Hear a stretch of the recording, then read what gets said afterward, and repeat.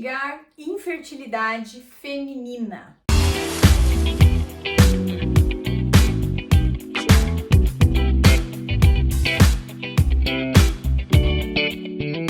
Olá, eu sou Maria Angélica, Nutri das Mamães. Quero te agradecer por você estar aqui. Se você caiu de paraquedas nesse vídeo, quero te convocar a se inscrever neste canal, dar um like nesse vídeo, ativa o sininho das notificações, deixe um oi aí pra mim nos comentários e ainda por cima te convidar para conhecer o site, o www.nutridasmamães.com, o meu site também cheio de informações relevantes sobre esse período de programação metabólica.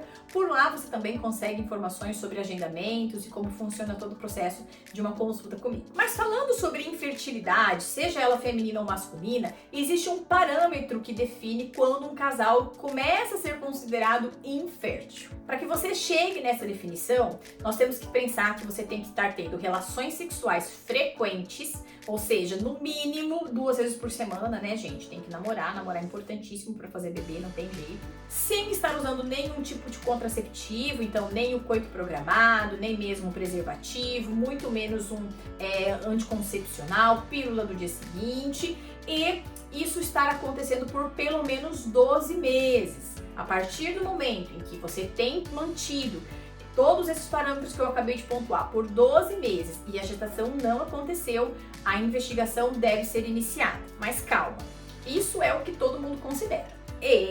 Euzinha bem aqui, gosto de pensar que a partir de um momento em que um casal deseja engravidar, a investigação precisa começar a acontecer. Que isso hoje? Afinal de contas, quando a gente pensa nos nossos avós, eles engravidavam e estava tudo bem, né? Não tinha nenhum problema.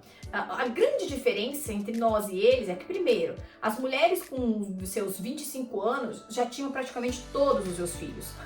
Nós, com 25 anos, estamos ainda na faculdade, parte da gente, das mulheres que estão vendo esse vídeo. E isso já nos coloca numa situação de desvantagem quando a gente compara com os mais antigos, porque afinal de contas esse fator idade, ele é importante. Mas não morre aí, né? Não acaba por aí o processo, porque afinal de contas elas tinham filhos mais novos, mas elas tinham uma vida com muito menos impacto ambiental do que nós. Então, é menos estresse, elas dormiam melhor, elas se alimentavam melhor, elas tinham uma vida mais ativa. Não é ir fazer atividade física, porque elas nem sabiam o que era isso, mas elas estavam em movimento o dia inteiro, completamente diferente da rotina atual, né, gente? Então, quando eu penso que nos dias atuais eu considero extremamente inteligente nós procurarmos alinhar o casal na pré-concepção, porque isso vai trazer, primeiro, segurança durante a gestação. Não, acredito que o fato de você estar procurando, se você está assistindo esse vídeo, isso já fala muito sobre quem você é para mim. Mas se você está procurando engravidar, você já está preocupada sobre, será que vai dar tudo certo? Eu tô bem para estar grávida? Eu vou ter algum risco? O que pode acontecer com o bebê? E isso daqui, gente, esses fatores, alguns, né, desses fatores que eu tô elencando aqui, eles são extremamente importantes nos dias atuais. Há um risco muito aumentado de nós termos adultos depressivos, adultos obesos, adultos ansiosos, principalmente pessoas adultas e crianças com alterações neurocomportamentais, e a gente coloca nesse bolo do neurocomportamental todo o transtorno do espectro autista. E quando eu considero aspectos metabólicos, ou seja, obesidade, alterações de colesterol, pressão alta, problemas cardiovasculares, enfim, toda essa gama de doenças crônico não transmissíveis e alterações neurocomportamentais, eu sei que eu tendo uma boa gestação, eu coloco essa criança em um contexto muito mais seguro. É óbvio que quando eu falo de programação metabólica, eu não tô falando aqui que a gente zera genes, tá? Isso não existe. Mas o que eu acredito sim é na epigenética, é na forma como esses genes serão expressos. E isso sim a gente vai conseguir garantir dentro de um ambiente o mais saudável possível.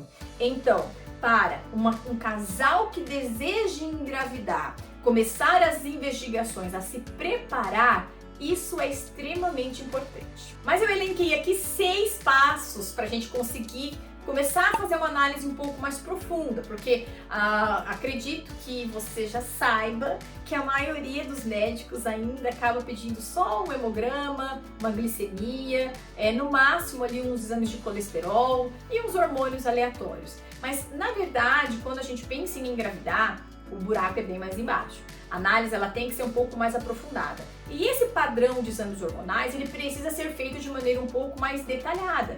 Então, LH, FSH, estradiol, progesterona, SHBG, testosterona livre, são exames muito básicos para serem solicitados para identificar se existe alguma interconexão na sua função hormonal com a sua capacidade de ovulação. E quando eu penso em ovulação, não é apenas ovular, mas eu quero também um óvulo de qualidade. Quando eu penso nesses hormônios, eu também estou pensando nessa espessura endometrial, que é onde esse bebezinho, depois de fecundado, tem que se fixar. Então, todo esse padrão hormonal precisa estar atuando, gente, de maneira impecável, porque a gestação, ela é um milagre mesmo. Então, eu preciso que os hormônios estejam atuando de maneira bem ajustadas. E é uma investigação inicial, é o primeiro ponto para quem deseja ter uma gestação saudável. Um segundo aspecto extremamente importante é observar a presença ou não de alguma doença relacionada com a saúde da mulher, como por exemplo a síndrome dos ovários policísticos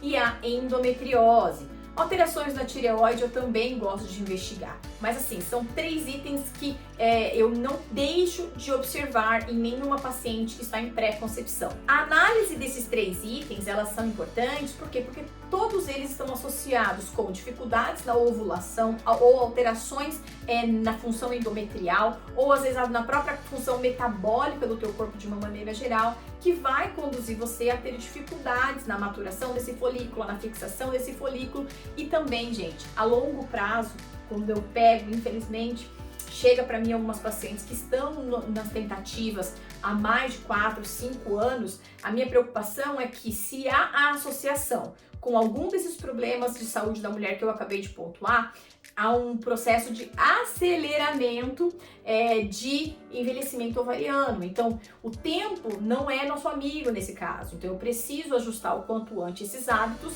regularizar esse organismo, provavelmente melhorar a função hormonal e aí colocar vocês dentro de um contexto de maior segurança para uma gestação saudável e para o bebezinho também que vai ser gerado ali. Terceiro, eu preciso falar disso aqui. Eu sei que o vídeo é sobre infertilidade feminina, mas se você tá com os hormônios, tudo bem, não tem doenças associadas à saúde da mulher, nada, eu quero que no terceiro aspecto o menino precisa fazer parte desse contexto, tá? Nós vamos falar de um vídeo aqui só sobre infertilidade masculina também, nesse mesmo título, mas eu preciso que o homem, ele também esteja engajado nesse projeto de isolar todas as variáveis para conduzir vocês a um processo de gestação. Então, o terceiro item aqui nessa sequência é dar uma olhadinha nos espermatozoides e na saúde dele. Um quarto item, olhar a saúde vaginal.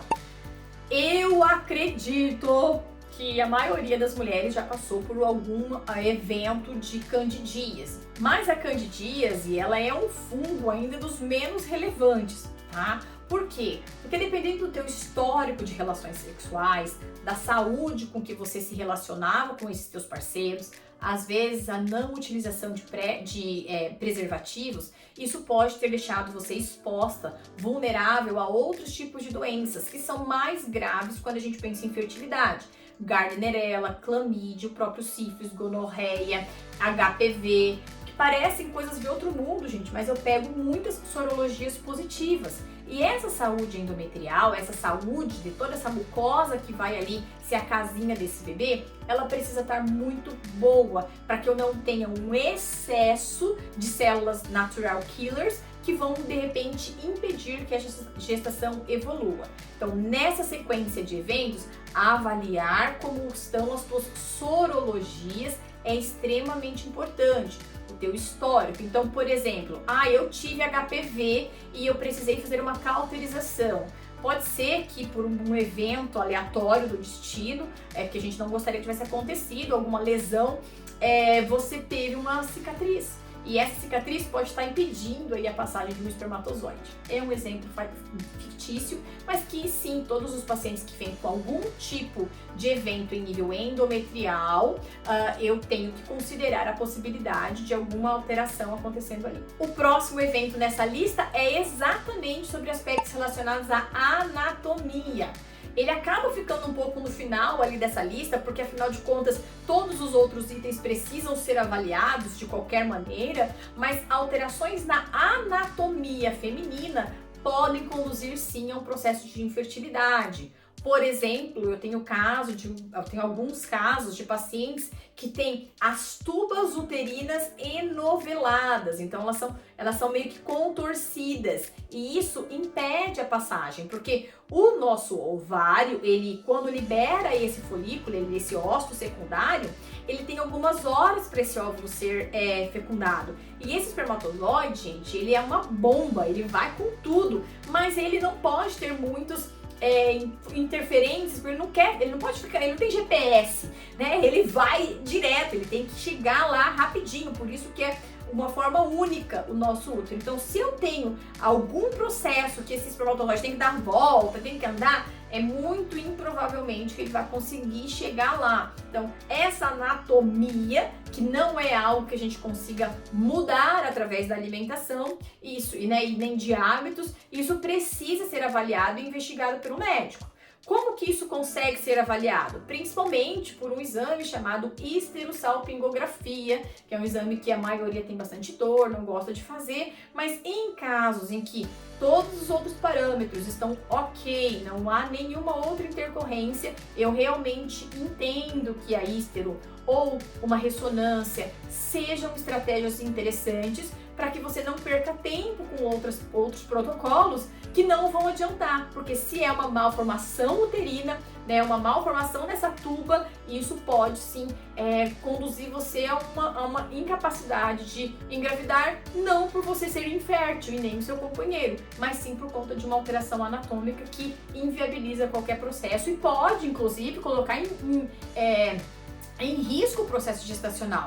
Porque se você tem um endométrio, um útero alterado, bicorno, enfim, e dependendo de onde o bebezinho se fixar, a tua parede uterina não se expande como deveria, e aí pode ser uma gestação de alto risco, ok? Então é importante sim garantir que esteja tudo bem com você. E o último item dessa lista, mas ele não é o menos importante, eu te garanto que não, são as análises relacionadas a polimorfismos genéticos. Normalmente essa análise ela já acaba sendo feita quando o paciente já conseguiu engravidar, mas tem perda gestacional recorrente, ok?